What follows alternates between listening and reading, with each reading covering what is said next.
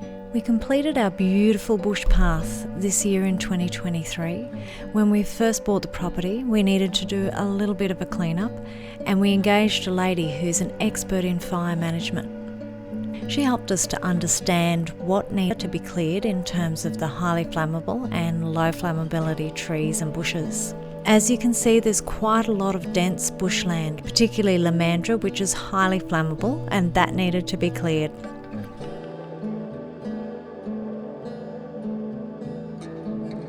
We designed the path partially to help with the fire break and fire management, and we also wanted to create something magical.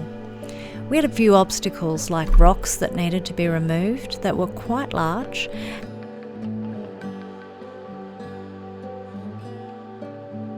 We wanted to minimise the amount of nature that we were taking out in the creation of this path, and we successfully achieved that. We couldn't get any machinery in there due to the steep slopes. It had to be done by hand using a mattock.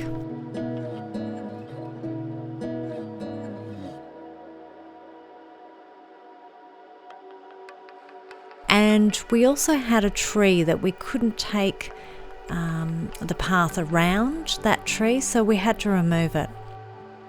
Slopes we were walking on to create the path were about 40 to 50 degree slopes, and the lomandra's really slippery when underfoot. We'd also brush cut to clear the path where we could, and it was important to look up and see if there are any snags, not those on the barbecue but the tree limbs that have come down and are hanging waiting to drop.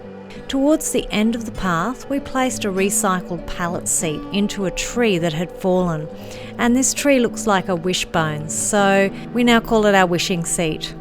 The views are spectacular from the seat. We've also had an echidna that we've seen on the path, and the wallabies and paddy melons seem to like it as well. Here's a bit of footage on our return walk along this 250 metre bush track. It really is a magical part of this beautiful property.